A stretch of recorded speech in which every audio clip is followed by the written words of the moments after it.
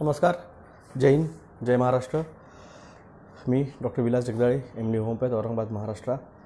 आज 29 दिसंबर. आज के ब्रॉडकास्ट में आप सभी का स्वागत करता हूँ. आवाज़ आ रही है क्या? बता दे कोई. जो भी पहले आए प्लीज़ बताए आवाज़ आ रही है क्या.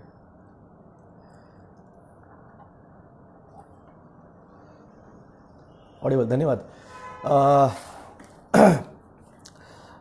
थोड़ी देर पहले मैंने एक पोस्ट किया था.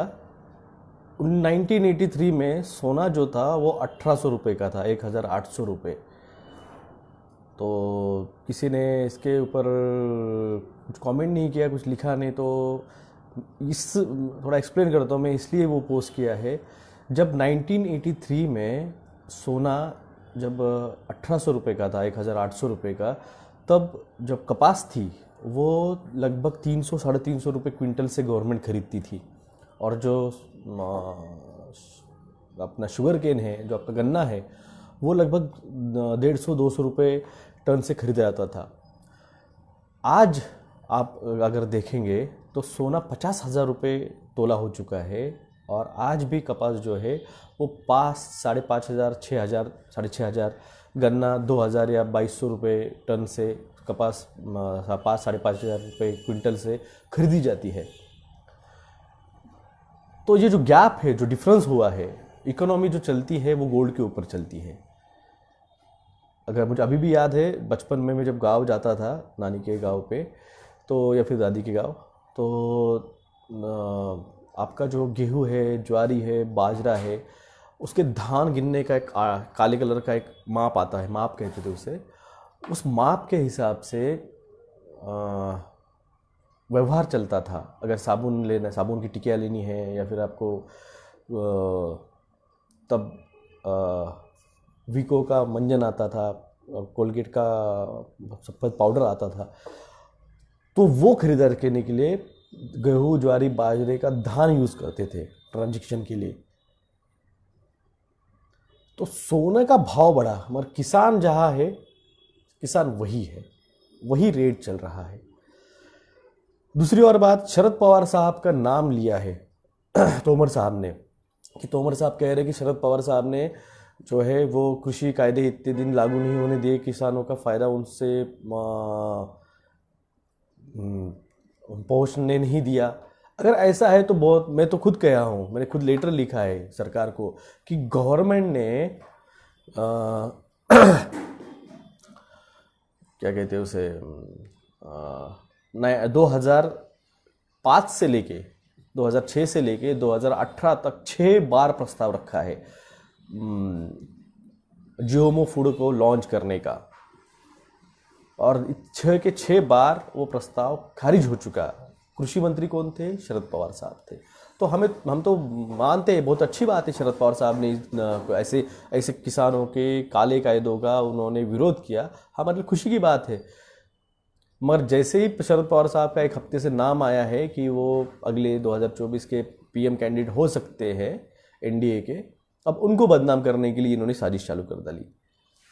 महाराष्ट्र में BJP की सत्ता गई है तो ये बौखला गए हैं और कोई ना कोई रीज़न लेके महाराष्ट्र को बदनाम करने का एक बहुत बड़ा षड्यंत्र इन्होंने चालू कर दिया है. पहले अर्नव के नाम पे किया, फिर कंगना के नाम पे किया, सुप्रीम कोर्ट में गए, फिर राष्ट्रपति शासन लागू करने के लिए मांग करने लग गए, फिर ED की नोटिस लगाई सन्मान्य राज साहब जी को, फिर आप शरद पवार साहब जी को ED की नोटिस लगाई, सरनाइक साहब को अभी ED की नोटिस आई है पिछले हफ्ते, अब फिर से संजय राउत साहब जी के मिसेस को ED की नोटिस भेज दी. आप देखिए 303 जो कैंडिडेट चुन के आए हैं ना BJP के, इन 303 कैंडिडेट्स में से 140 कैंडिडेट कांग्रेस के हैं, जो कांग्रेस छोड़ के BJP में गई है. यानी आज की BJP की सत्ता कांग्रेस की ही सत्ता है. या इसका मतलब सत्ता में कोई भी रहो, कांग्रेस रहो या BJP में रहो, जो विधायक आप दिए भेजे हैं वो तो 140 है. अगर आज भी वो 140 विधायक अपने घर वापस जाते हैं कांग्रेस में, तो सत्ता गिर जाएगी और एक काले कानून वापस लेने के लिए फिर से चुनाव हो सकते हैं. तो मैं आपको पहले ही कहा है, आपके सारे जो विधायक हैं उनके घरों के बाहर जाके धरना आंदोलन दो, उनको घर से बाहर मत निकलने दो. आपको रास्तों पे बिठाया, उनको भी घरों में बिठा दो। ये सत्ताधारी लोग, इनको कुछ समझ में नहीं आता, इनको कुछ पता नहीं एजेंडा। ऑटोमोबाइल का कार्ड लाया है, वन नेशन वन कार्ड। अरे भाई, आप one nation one card, one nation one education, one nation one ration, one nation one किसान बिल, वन नेशन वन आपका क्या कहते हैं उसे, मैंने पोस्ट किया है वो, सबके सब वन नेशन वन क्यों है ये वन नेशन वन पॉलिसीज? ये इम्प्लीमेंट करना चाहते हैं जो इजराइल में इम्प्लीमेंट हुआ है।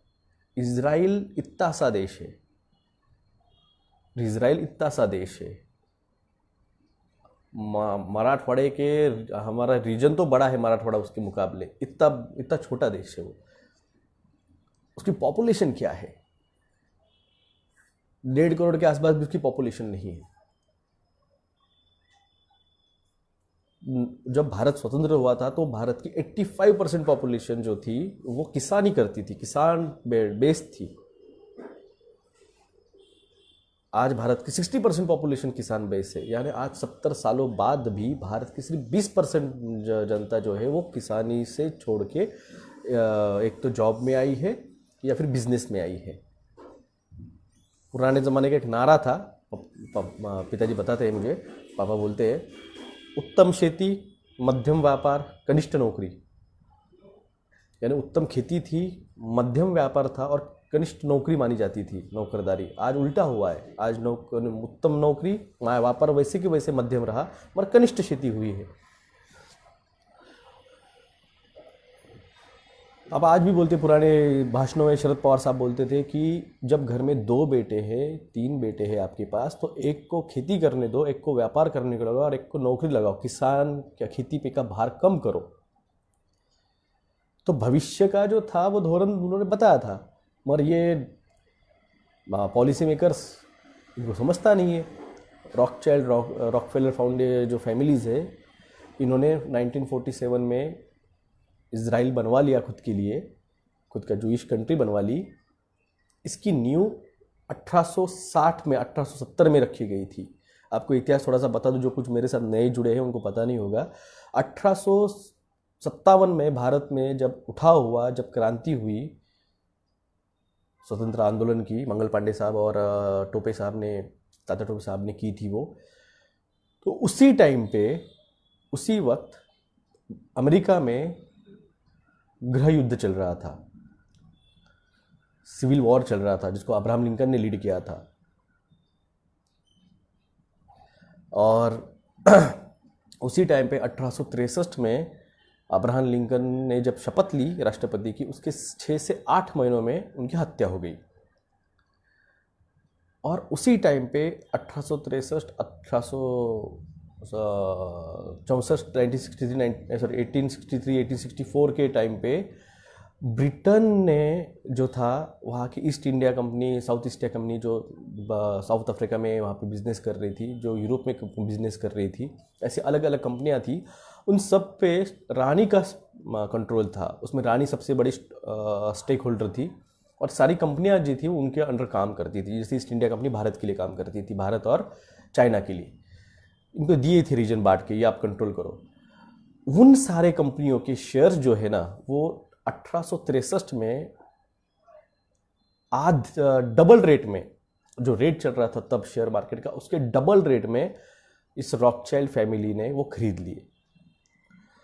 और पूरी तरह से जब मोनोपोली हो गई उनकी, उन्होंने मैक्सिमम शेयर होल्डर हो गए, जब वो मालिक बन गए उन कंपनियों के, तब उन्होंने 1868-69 में, 1868, 1869 में उन्होंने वो सारे शेयर्स जो थे वो आधे रेट में बेच डाले। पूरी की पूरी ब्रिटेन की इकोनॉमी उन्होंने कोलैप्स कर डाली। ब्रिटेन के रानी का तख्तो ताज तक गिरवी रख दिया रॉकचाइल्ड फैमिली के पास। आप इस समझिए थोड़ा सा, एक राजा है, एक राजा, उसका अगर तख्तो ताज, उसका किला बकिंघम पैलेस जब गिरवी रख दिया जाता है, यूट्यूब पे नहीं लाया हूँ मैं, फेसबुक पे लाया हूँ, तो उस वक्त का उसका जो साम्राज्य था, जहाँ जहाँ पे ईस्ट इंडिया कंपनी ब्रिटेन की रानी का जो साम्राज्य था, इनडायरेक्टली वो भी कर्जे में चले गए। और एक एग्रीमेंट हुआ ब्रिटेन की रानी के साथ, ठीक है, चेहरा आपका ही रहेगा, प्रशासन शासन आप ही करोगे, कंट्रोल हमारा रहेगा। उन्होंने 1890 में ट्राई किया अमेरिका में बैंकिंग सिस्टम लाने का, फेडरल बैंकिंग सिस्टम, मगर तब के जो प्रेसिडेंट थे तब उन्होंने उसको विरोध किया। 1813 1820 तक ये विरोध चलता रहा। उनके बाद दूसरे भी प्रेसिडेंट आए, उन पर भी उनका इन्फ्लुएंस था तो उन्होंने नहीं होने दिया। मगर 1923 में federal reserve bank of America establish की गई। यानी पहला जो लेन देन चलता था वो सोना दो, फिर उसके हिसाब से अगर आपने 1 लाख रुपए का सोना दिया था तब आप जाके कहीं 30,000 रुपये प्रिंट कर सकते थे। ये जो पॉलिसी थी, ये पॉलिसी फेडरल रिजर्व बैंक आने के बाद में खारिज की गई। अब पैसा किसको देना, गोल्ड किसको देना है? अब गोल्ड रिजर्व जो फेडरल बैंक है उसको देना है। अभिषेक आवाज कमी कर रहे? अभिषेक आवाज थोड़ा कमी करना।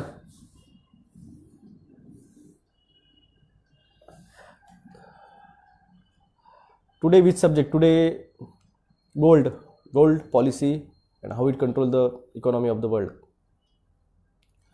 तो ये जो था गोल्ड का, वो अब फेडरल बैंक के पास जा रहा है और फेडरल बैंक उनको कर्जा दे रही है।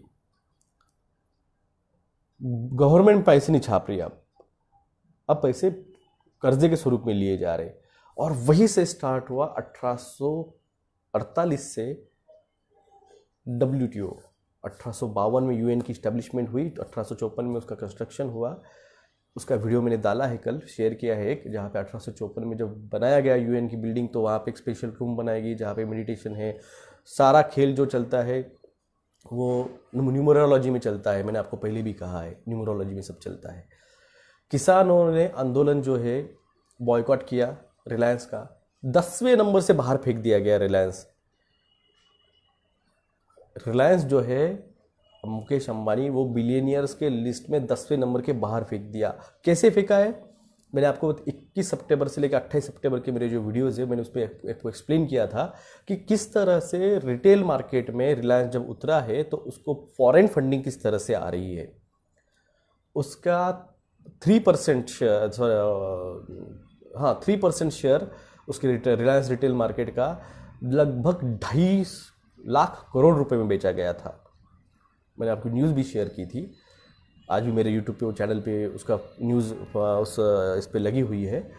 तो 2.5 लाख करोड़ रुपए जो इन्वेस्ट हुए थे, उसमें से 1 लाख करोड़ रुपए इन्वेस्टमेंट 2 दिन पहले निकाल ली गई। और उसका ये परिणाम हुआ। क्यों हुआ ये परिणाम? क्योंकि अब किसान आंदोलन में उसके रिटेल शॉप बंद हो रहे हैं, उसके मॉल बंद हो रहे हैं। यही परिणाम मैं आपको समझा रहा था तब। बॉयकॉट रिलायंस, बॉयकॉट अदानी, इनकी कमर तब टूटती है ना, तब इनकी मोनोपोली खत्म होती है। आज मोदी सरकार क्यों उनके इशारों पे बात कर रहा है? क्यों? क्योंकि उनको फंडिंग मिल रही है, पैसा, जहाँ पैसा, फॉलो द मनी। आप यहाँ इस जो नया कायदा बना, जो नई पॉलिसी बनी, जो नियम बने, तो इससे जो इकोनॉमिकली प्रॉफिट होने वाला है, किसको होने वाला है वो देखिए। उस मनी को फॉलो कीजिए, उस पैसे को फॉलो कीजिए, आपको profitable person and the manipulating person समझ में आ जाएगा। मोदी साहब ने भारत का जो कहे थे आप इसे, Bharat made in India, Tata, Ambani, Birla, Adani, Ramdev Baba, Mittal तो खुद कर्ज में डूब चुका है। उसका लंदन का जो कुछ तो भी 60 या 80 रूम का जो उसका बंगला था, विला, उसने बेचने को निकाला है। ये लोग जो देखिए आप, अनिल अंबानी कर्जे में डूबा है। अनिल अंबानी जो है वो कर्जे में डूबा है, उसकी फैमिली नहीं डूबी है। उसकी जो शेयर मार्केट की जो कंपनी थी वो डूबी है। ये लोग बहुत सिस्टमेटिक खेलते हैं। कुछ दिनों बाद आप समझोगे कि अब मुकेश अंबानी कंपनियां लुढ़क रही है, मुकेश अंबानी का नुकसान हो रहा है। तो ये पॉलिसीज रहती है इन लोगों के, सिस्टमेटिक खेल लेते हैं अपने साथ। जब तक आप इनकी इकोनॉमिकल कमर नहीं तोड़ोगे, ये लोग सुधरने नहीं वाले। ये इसी तरह से मैनिपुलेट करते रहेंगे। अब अदानी के एक किसानों से मेरी रिक्वेस्ट है, इन्होंने आपके रास्ते उखाड़ डाले, इन्होंने आपके रास्ते ब्लॉक कर डाले। तो भाई साहब, रिलायंस के मॉल को भी रास्ता जाता है, अदानी के गोडाउन पे भी रास्ता जाता है, अडानी की फैक्ट्रीज में भी रास्ता जाता है। रास्ते अगर वो तोड़ सकते हैं, वो उखाड़ सकते हैं, तो रास्ते आप भी ब्लॉक कर सकते हो। तो सोचो इसके बारे में। जिस तरह से आपने एक रात में 150 जियो के टावर आपने बंद कर डाले, 1500 जियो टावर की लाइट आपने डिस्कनेक्ट कर डाली, सही जा रहे हो, रास्ते हैं। हमारे रास्ते ब्लॉक है तो उनके भी तो रास्ते हैं। सम्मान्य हिंदू हृदय सम्राट बाला साहब ठाकरे जी का एक सीन है, आप बाला ठाकरे मूवी में आप जाके देख सकते हैं। हवा में हवाई जहाज उड़ाते हो, मगर घर जाने के लिए रास्ते तो हमारे ही यूज करोगे ना। तो उस तरह से आप लोगों के पास भी रास्ता है, रास्ते ब्लॉक करो इन लोगों के।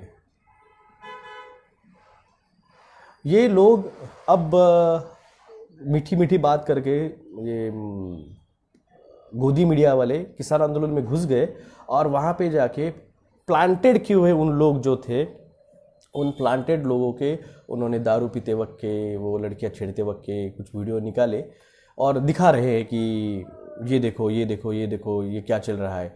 भाई साहब, 9/11 जब हुआ था उसमें एक्चुअल में उन्होंने आंकड़ा दिया था कि तो भी 6000 लोग मरे, और जो मौतें दिखाई थी सारी की सारी फेक थी। जो क्राइसिस एक्टर लाए गए थे वो 9/11 के बाद में कई सारे इवेंट्स में वो दिखते गए। स्कूल शूटआउट हुआ था उसमें भी दिखे वो।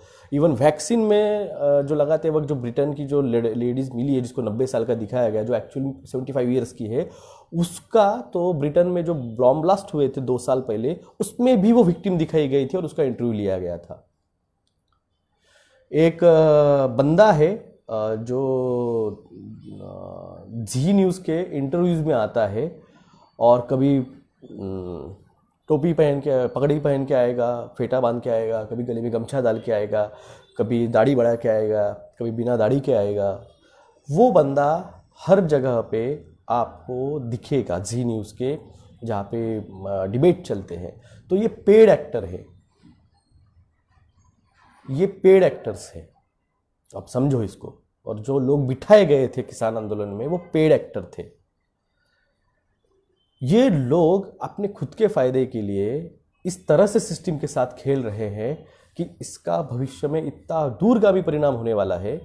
आज इनको मज़ा आ रहा है, पैसे कमाने को मिल रहे तो, मगर जिस तरह से ये मास्क, ये लॉकडाउन, ये सोशल डिस्टेंसिंग, किसी ने तो भी मेरे, आप जाके यूट्यूब पे मेरे पोस्ट देख सकते हैं, मैंने वैक्स की पे वो पोस्ट डाली थी, वो लेडीज़ मर गई।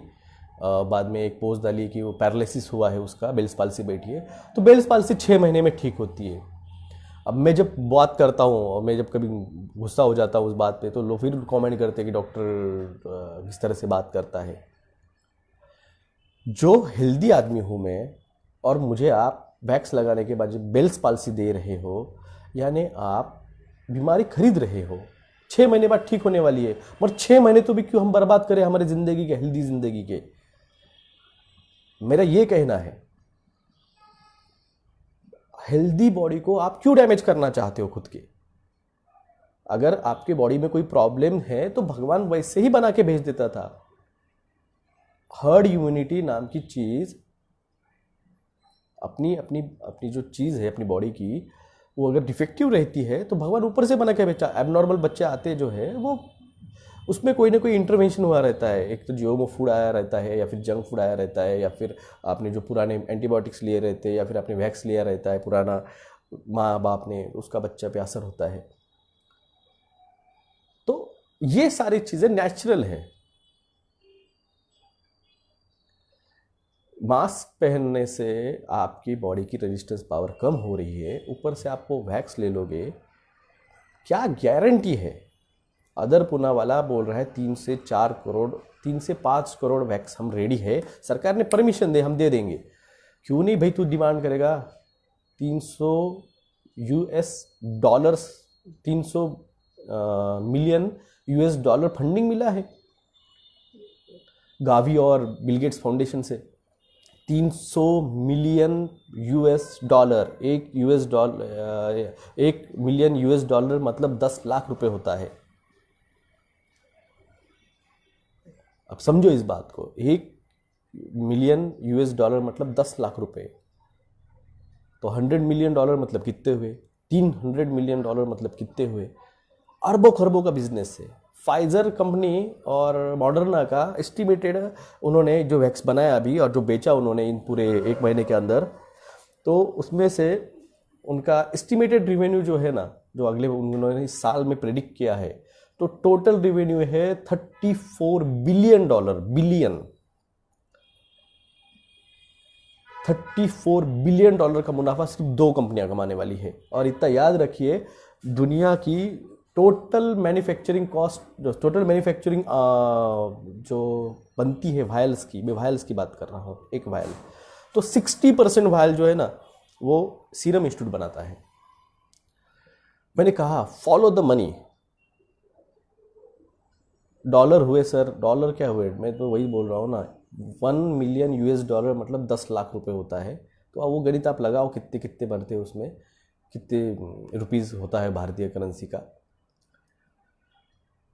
तो आप पैसा फॉलो करो, आपको समझ में आएगा कि खेल किसके लिए हो रहा है।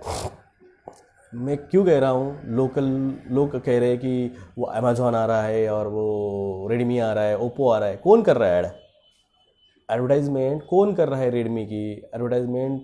कौन कर रहा है ओप्पो की? इंडियन क्रिकेट टीम कर रही है। इंडियन क्रिकेट टीम के जर्सी पे ऐड कर रहे हैं वो लोग। अगर आपको चाइनीज पे इतना ही प्रॉब्लम है, कंपनियों पे चाइनीज बैन करना है। धन्यवाद कमलाकर जी। अभिनव चौरसिया जी, मैं अभी यहाँ पे लाइव हूँ, तो यही पे लाइव सुनिए। मुझे जब वक्त मिलता है तब मैं आता हूँ, मुझे पेशेंट भी रहते हैं, तो मैं यही टूट जाती है लिंक। तो दोस्तों, ये सारी जो चीज़ें हैं, ये सिर्फ पैसा, वो भी फेक पैसा। ये पैसे से क्या करेंगे? पैसे से और मल्टीनेशनल कंपनियों में इन्वेस्टमेंट आती है। मार्क जुकरबर्ग, आपका 1 मिलियन डॉलर्स 7.2 करोड़ होता। ओके, यहाँ पे इन्होंने, हिमांशु साहब ने गणित दिया है, 1 मिलियन डॉलर 7.2 करोड़ रुपीस होता है। मैंने कहा ना, मेरे को हम डॉक्टर लोगों को मैथमेटिक्स हमारा थोड़ा वीक रहता है, इसलिए इंजीनियरिंग नहीं बनते, हम डॉक्टर बनते हैं। मैक्सिमम डॉक्टर लोगों का मैथ्स देखो आप, थोड़ा वीक रहता है। तो ये सर, आप जैसे एलियन शर्मा जी, उसके लिए बहुत कैपेबल लोग हैं। पवार साहब है, सलमान राज साहब है, ममता जी है। तो ये सारी चीज़ें जो है, ये आप समझो, जहाँ पैसा जाता है। और हाँ, मार्क जुकरबर्ग की बात कर रहा था। मार्क जुकरबर्ग, आपको लग रहा होगा कॉलेज ड्रॉप आउट था, कॉलेज में कोई तो प्रोजेक्ट बना लिया और फिर उसने वो लॉन्च किया। आपको बता दूँ, मार्क जुकरबर्ग ये डेविड रॉकफेलर का नाती है। डेविड रॉकफेलर का वो नाती है।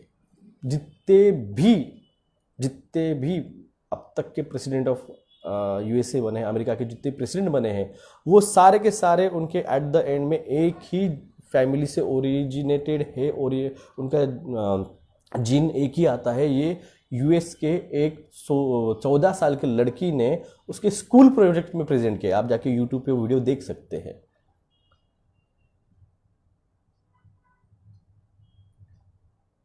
मैंने वही तो कहा ना अभी, प्रिंस जी, ये लोग बैंकरप्ट दिखाते हैं खुद को।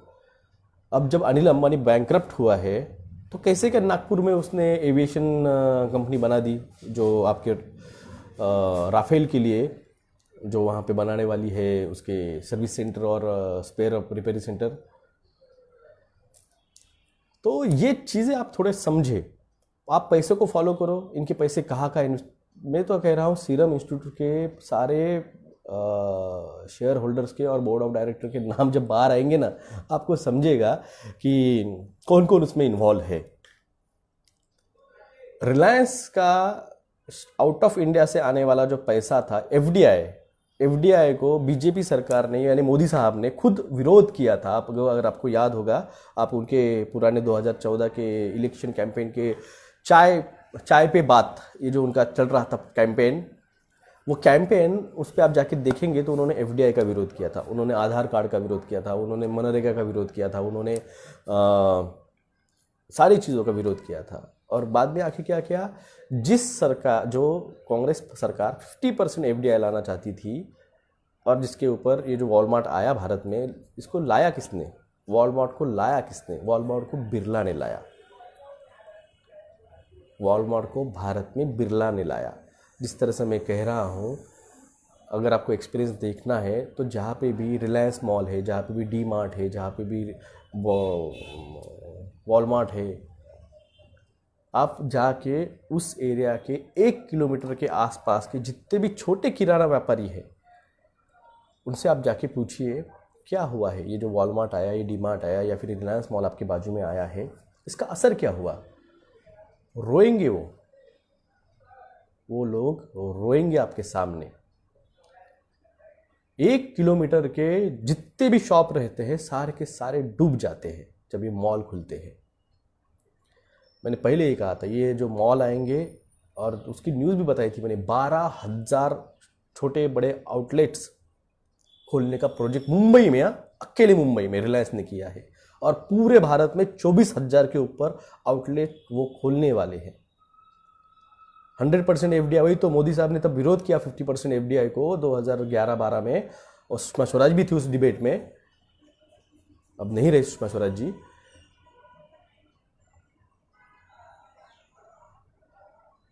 तो आज उस दीप्ति शर्मा जी जब वो तब विरोध कर रहे, तो आज 100% एफडीआई की क्यों परमिशन दी? अकेले रिलायंस में जिस दिन कृषि बिल पास हुआ, 20 सितंबर की बात है, टेबल पे रखा गया 20 सितंबर को, और 23 सितंबर को पास हुआ वो बिल। तो 20 सितंबर को ही मैंने पोस्ट किया था, और 21 सितंबर से मेरी वीडियो मैं डाल रहा था कि किस तरह से इसका असर छोटे व्यापारियों पे बढ़ेगा। छोटे व्यापारी मारे जाएंगे इसमें। और आपको एक बात बताना चाहूँगा, ये सारे ये जो चल रहा है आपका किसान आंदोलन में बदनामी करने के लिए जो चल रही है न्यूज़, और ये ईडी बीडी की इंक्वायरी लगी है, आर्नो को फाइन बैठा है 20 लाख रुपए का यूके के ब्रॉडकास्टिंग कमेटी से, इन सारे बीच में एक बिल पास हुआ है, अगर आपको याद आ रहा होगा तो मैं बताता हूँ।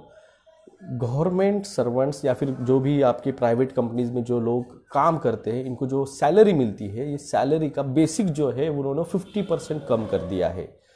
अगर आज किसी को 50,000 रुपये सैलरी मिल रही होंगी तो उसका बेसिक इनकम उन्होंने 26,000 रुपये कर दिया है।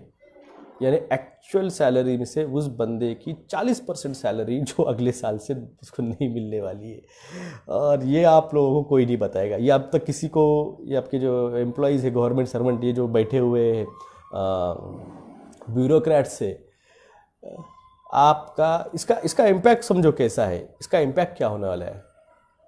इसका इम्पैक्ट ये होगा, अब जो लोग 50-60 हज़ार रुपये सैलरी ले रहे हैं, अब उनको 1 अप्रैल से जब 25,000 रुपये सैलरी हो जाएगी, और इसका मतलब उनका टीडीएस, पीएफ, बीएफ जो है वो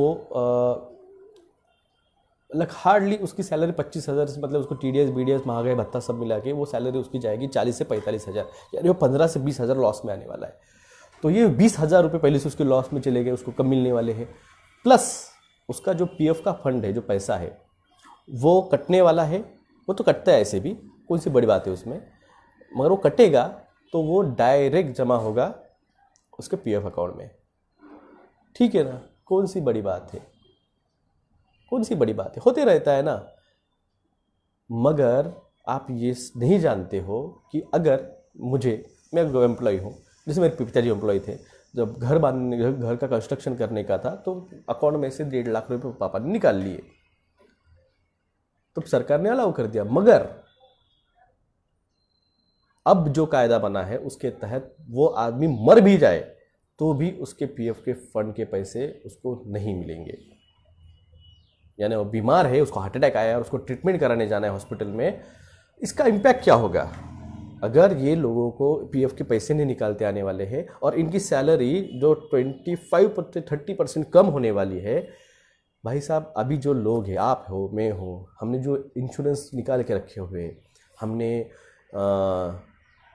पब्लिक सेक्टर में ही होने वाला है भाई साहब। पब्लिक सेक्टर में एक बात कर रहा हूँ महतो जी, ये जो लोग हैं, जैसे मैंने पॉलिसी निकाल के, मेरे इंश्योरेंस पॉलिसी है, मेरे बच्ची के नाम पे पॉलिसी है, मेरे घर का हफ्ता है, मेरे लोन का हफ्ता है घर के, मेरी गाड़ी का हफ्ता है, वो तो है पहले से। वो भी कायदा अरविंद भारद्वाज जी, वो कायदा भी खत्म हो गया है। अब आप पीपीएफ के भी पैसे नहीं निकाल सकते हो। मैं वही तो कह रहा हूं अनुराग शर्मा जी, आपका बेसिक जो था वो 50% कम कर दिया है। अगर आपको 18,000 बेसिक था और आपको टीडीएस, पीपीएफ और आपका महंगाई भत्ता, ये सारी चीज़ें ये मिला के आपकी 50,000 पेमेंट बनती थी। बेसिक तो 18,000 रहता, मगर बेसिक जब आपका 9,000 हो जाएगा तो आपके ऊपर के भी तो हफ्ते कम हो जाएंगे ना। और जो आप निकाल सकते थे 50% अमाउंट, अब वो भी नहीं निकाल पाओगे। तो ये सबका असर क्या होगा, इन लोगों को, ये जो लोग हैं, इन लोगों को कर्जा लेना पड़ेगा घर चलाने के लिए। इनको क्या करना पड़ेगा, इनको इनके घर के सोना नाना जो है वो उनको गिरवी रखना पड़ेगा। मेरे ख्याल से किसी ने तो पोस्ट किया था गोल्ड लोन के बारे में, गोल्ड के भाव जो है वो आसमान छूने वाले हैं। भाई साहब, गोल्ड के भाव आसमान छूने वाले हैं। और जिस तरह से आपका शेयर मार्केट आज बढ़ रहा है और मार्च में कोलैप्स होने वाला है, उसी तरह से ये जो शेयर मार्केट, आपका जो गोल्ड मार्केट है वो बढ़ेगा। और जिस तरह से मैंने 5 महीने पहले कहा था सोना लुढ़केगा, तो 60,000 से सोना आज आई थिंक 45,000 पे आया था। तो ये अगले महीने कहा ना, मार्च तक रुकिए, मार्च तक सारा खेल समझेगा। क्यों मार्च बोल रहा हूँ अब, क्योंकि सरकार गिर गई है। कहा कि इजराइल की जो प्लेयर था, without public discussion how they dare make this decision. अरे सर, वो वही तो कह रहा हूँ, ये जो सरकार है ये डाका डाल के बनाई हुई सरकार है। 140 विधायक कांग्रेस पार्टी के किसी भी तरह से उनको ईडी की धमकी देके, सीबीआई की धमकी देके, सीआईडी की धमकी देके, उनके कुछ ना कुछ बना के उनको उस तरह से कंट्रोल में रखा है। बिटकॉइन जैसी डिजिटल करेंसी, कुछ देखिए, बिटकॉइन वर्चुअल है। जादू से हवा में मैंने कुछ पैदा कर दिया, कुछ नहीं था और एकदम से आ गया, तो ये चीज़ हवा में गायब होने के लिए भी टाइम नहीं लगता है। तो बिटकॉइन ये सब हवा की बात है, हवा है। सबसे बड़ी बात है, मैंने आपको बताना भूल गया हूँ, बहुत दिनों से वो मेरे दिमाग में आती है मगर निकल जाती है। डिक्टेटरशिप हो गई है, dictatorship, right to recall. Himanshu Kumar ji, right to recall आप डालिए ना, आप कोर्ट में याचिका डालिए ना। मैंने पहले भी कहा है, तो राइट टू रिकॉल वाले जो लोग हैं, जिस तरह से मैंने वैक्स के खिलाफ याचिका डाल दी कोर्ट में, मैं लड़ रहा हूँ उसके लिए, तो आप भी लड़ो ना यार, जाओ ना कोर्ट में, इसी मुद्दों पे आप चुनाव भी लड़ो।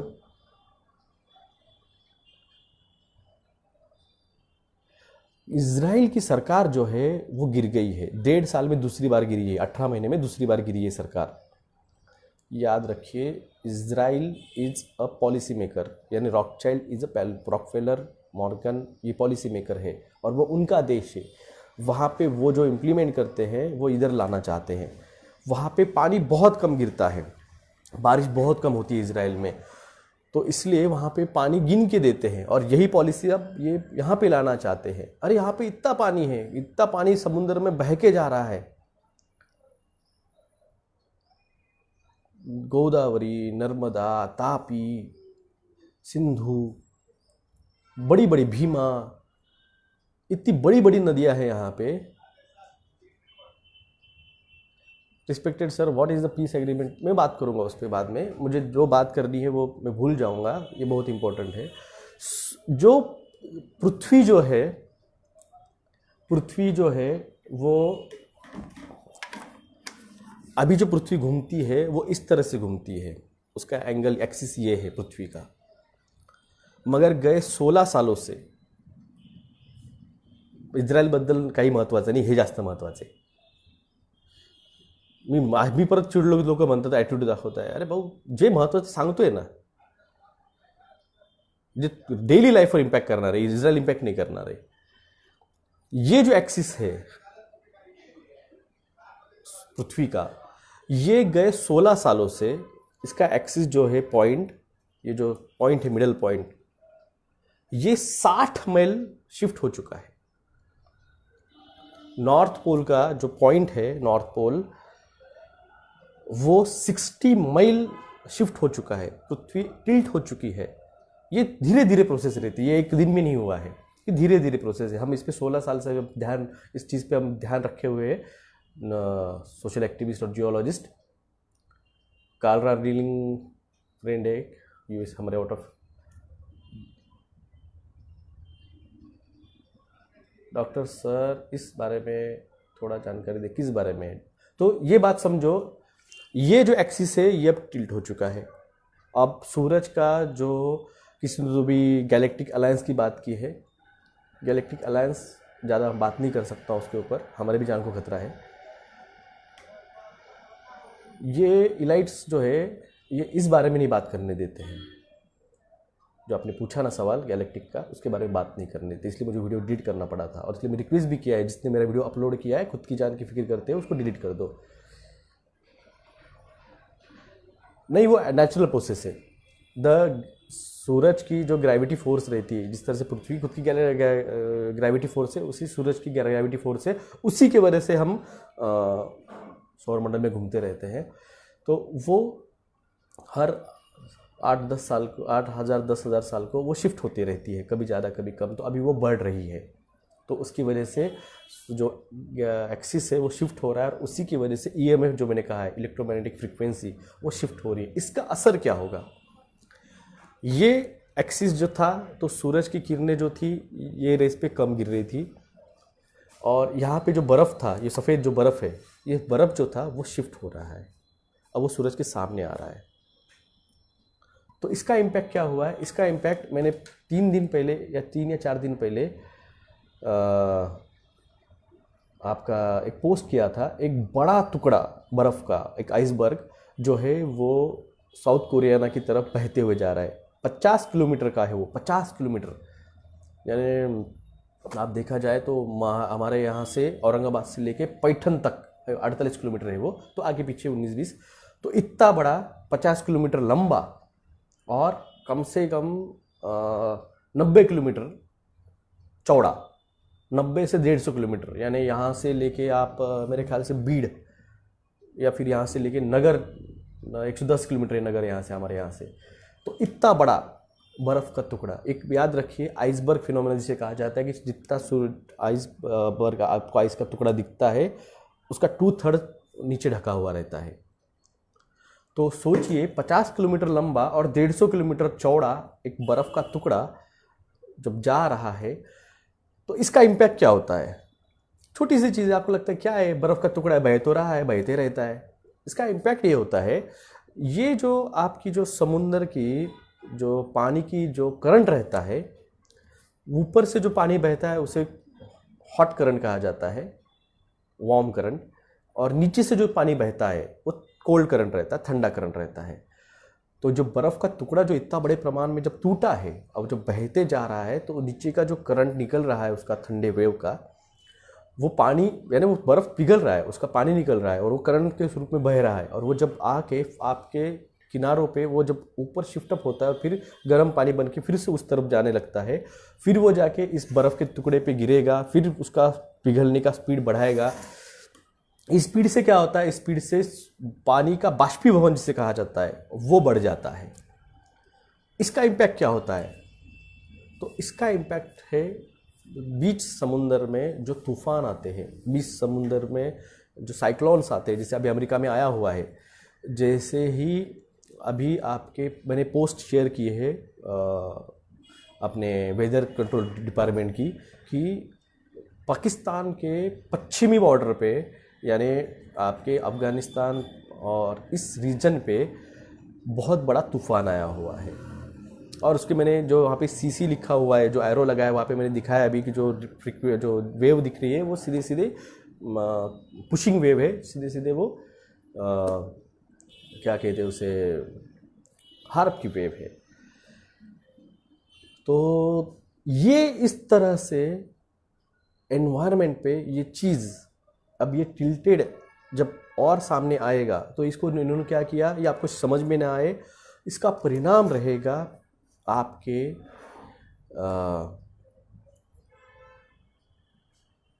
ग्लोबल वार्मिंग, इनको इन्होंने नाम दिया है। ये नेचुरल फिनोमिना है, ये जो मैंने आपको फिनोमिना दिया है ये नेचुरल फिनोमिना है, और इसको इन्होंने कवर अप करने के लिए इसको ग्लोबल वार्मिंग का नाम दिया। ये नेचुरल है, ये हर 8,000 10,000 सालों में होता है। इसका इम्पैक्ट क्या रहता है, इसका इम्पैक्ट होता है आइस एज। इसके बारे में आपको और डिटेल में जानना मैंने फिर से कहा है। What is the impact of the EMF field of sun on the earth. Electromagnetic frequency सूरज की जब चेंज होती है तो उसका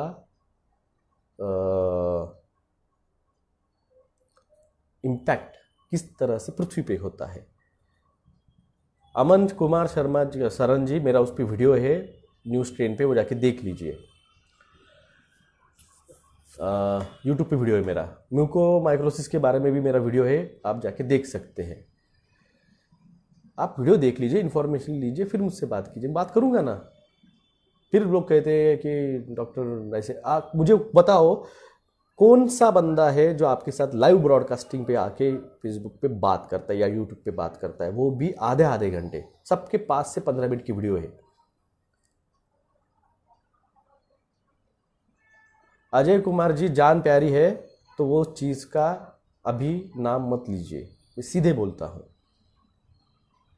आपको। ये यहाँ पे 80% लोग मजाक सुनने आए हैं। जैसे ये आज बताई मैंने क्या एक्सेसिबिलिटी की बात, कोई चैनल नहीं बता रहा है तो मैं बताता हूँ, तो एंटरटेनमेंट समझने आते हैं। भाई मेरी भी जान प्यारी है, मेरे को भी मेरी भी जान प्यारी है। हर साल विसल ब्लोअर्स, जिसने आपको 5 लाख आर्टिफिशियल मच्छर जो छोड़े जाएंगे, ये न्यूज़ आपने कहीं सुनी होगी पिछले महीने, और छोड़े गए हैं वो अमेरिका में। वो जो विसल ब्लोअर वो लड़की थी, उसकी वो मच्छर छोड़ने के 2 दिन बाद उसके घर के स्विमिंग टैंक में उसकी लाश मिली है। ये बात आपको पता नहीं होगी। जिस डॉक्टर ने स्पुतनिक वी का वैक्सीन ढूंढ के निकाला, वो उसके ही घर में 3 दिन पहले मरा हुआ मिला है। तो ये बात आप समझो, ये मजाक नहीं है। ये चीज़ें जो हम आपको विसल ब्लोअर बता रहे हैं ना, विसल ब्लोअर्स बहुत इंपॉर्टेंट रहते हैं, हमारी जान प्यारी रहती है, और ये करते हुए हम आपको बताते हैं सब चीज़ें। तो इसका इम्पैक्ट जो है, ये जो है upper part of the world and lower part of the world, north pole and south pole, those are going in a disastrous ice age next 5 to 10 years, in within 5 to 10 years। Middle portion जो है, the middle portion of the earth जो है, ये important है। If you want to look at the real situation, go for the day after tomorrow movie. You can get the what is the impact of the EMF changes in the sun rays on the earth, and the tilting of the polar, north polar has shifted their pole 60 miles from the origin, their actual side। YouTube channel पे doctor विलास जगदाड़े, यही नाम है मेरा। The middle portion जो अर्थ का है, जहाँ पे सूरज की किरणें डायरेक्ट आती है, the rays of the sun's direct impacted on the middle of the earth. that cancer line, that Karkarutta we call as, these area are the prime important. That's why the America attacking on the Israel, Iran, Iraq, Afghanistan, because that area is prime important. Even you can look at the situation where the China has started a Silk Road, especially from China to Britain. This goes throughout this middle portion. This Silk Road and the plan is very important because the middle portion of the earth is primary geographically much important for the next ice age, which will be happen in within near 5 to 10 years, to 2025 to 2030. That's the new India, that's the new world, because the worlds had shifted from North Pole to South Pole to the middle of the earth. This is a actual happening in within next decade, 2024, 2025, 2024, 2025 to 2030. Himanshu Kumar जी, मेरे कुछ foreign friends भी आए हुए यहाँ पे मेरे कुछ foreign friends भी है. Some my foreign friends have just joined my live, so I talked especially for this portion because it's important. The North Pole is shifted from 60 miles. If I get a video, I will definitely share on my Facebook that the North Pole is shifted. And if you want what is a solar eclipse, solar changes happen, I will repost that news again. The sun have changes its EMF and its impact. If you want to again get in a representative form in a good, the day after tomorrow, 2006 movie, the day after tomorrow you can watch, and the impact of the vaccination on the body and how it's impacted on the hypothalamus, thalamus and the pituitary gland, what we call as limbic system, when it get damaged.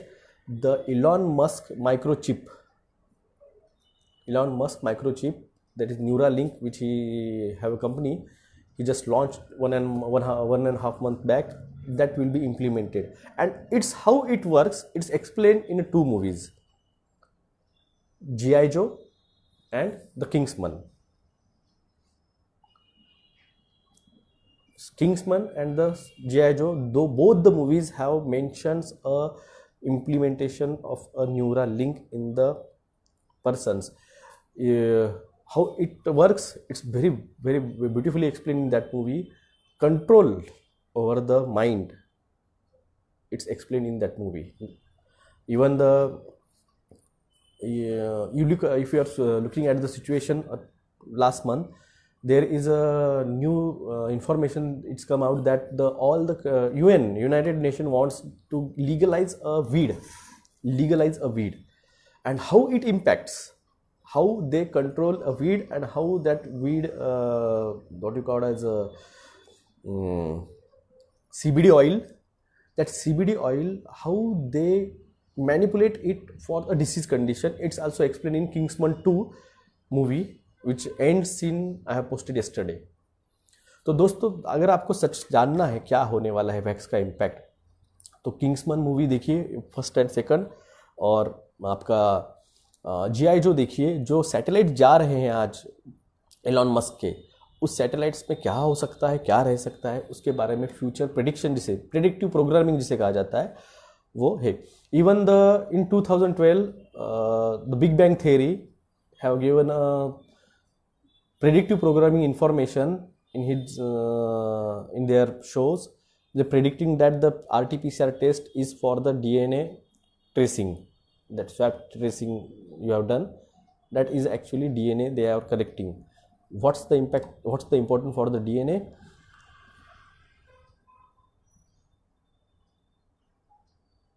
Sir, बड़े बड़े politician लोग जंगलों में, मैं कह रहा हूँ ना, ये जो मिडिल पोर्शन है, the middle portion of the earth is very important. तो आज जिसके पास ज़मीन रहेगी वो कल का वहाँ का ज़मींदार रहेगा. जब बाहर के क्या है, क्या कायदा है, NRC, CA, NPR क्या था.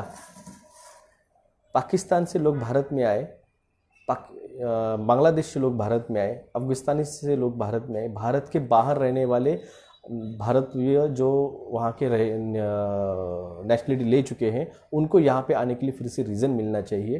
तो middle portion is very important. Sir बड़े बड़े पॉलिटिशियन, जी बिल्कुल सही है, झूठ क्या है। तो ये सब है, इसलिए मैंने कहा वो सब चीज़ें जो अब पहले आप बात पूछ रहे थे वो इम्पोर्टेंट है, ये इम्पोर्टेंट था, ये बहुत इम्पोर्टेंट है।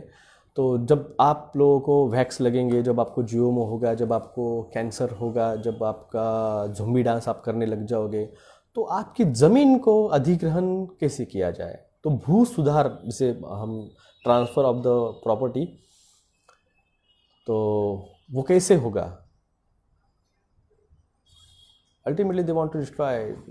मैंने कहा ना 80% एंटरटेनमेंट चल रहा है। तो जागो, जगाओ, किसानों को समझाओ। ये लोग आपको बहकाते रहेंगे, लॉलीपॉप देते रहेंगे। Amit Kumar piece agreement with Israel के बारे में बताए।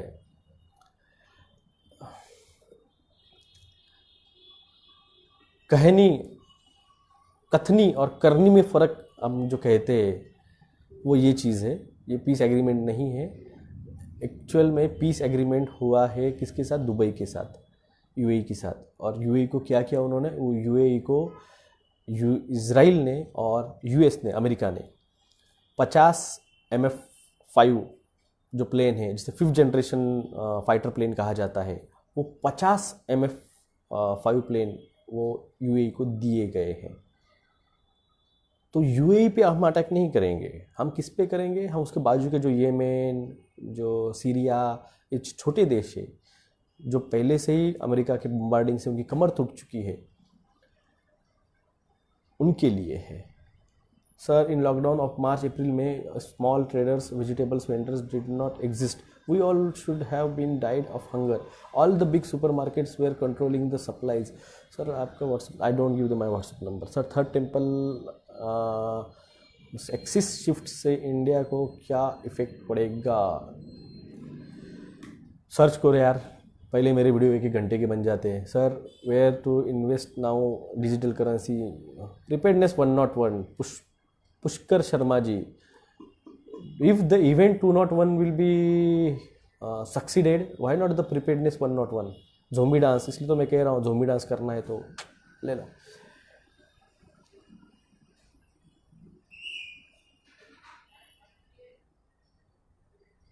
सर जूम मीटिंग कीजिए। जो यहाँ बताता हूँ वही मैं बताता हूँ, और मुझे नहीं है इतना टाइम, सच में भाई साहब, मैं इतना टाइम जो देता हूँ लाइव ब्रॉडकास्ट पे कोई नहीं देता है। क्या वैक्सीन सब पर इम्पोज किया जाएगा? बकास वैक्सीन जी। वरुण सूर्यवंशी जी, 30 अगस्त का मोदी साहब का मन की बात सुन लीजिए, आंसर मिल जाएगा। सर मैं आपके व्हाट्सएप,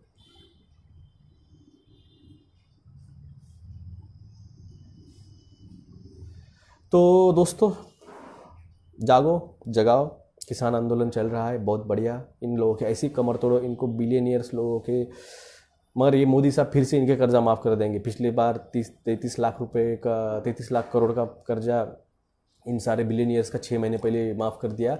और आपको याद होगा, नहीं होगा मुझे मालूम नहीं, थोड़ा अपडेट लिया कर लीजिए। 2014 में जब सरकार आई थी तो उसके सरकार बनने के 4 या 5 दिन बाद 60 लाख करोड़ रुपए का मेरे ख्याल से कर्जा इन बड़े पूंजीपतियों का माफ़ किया था मोदी सरकार ने। स्टॉक मार्केट कब तक ख़त्म नहीं होगा, कोलैप्स हो जाएगा, होते रहता है ये, हर 100 साल में होते रहता है। अगर इतिहास जाके देख लेंगे आप, तो जब महामारी आती है 1720, 1820, 1920, 2020, तो शेयर मार्केट कोलैप्स होते रहते हैं। So in to write a letter against vaccination government, आपकी मर्जी। मैं तो 8-10 महीने से चिल्ला रहा हूँ, लेटर लिखो, लेटर लिखो। सर अगर अल्कलाइन बॉडी में बाद में बात करेंगे, चलो नमस्कार, जय हिंद, जय महाराष्ट्र।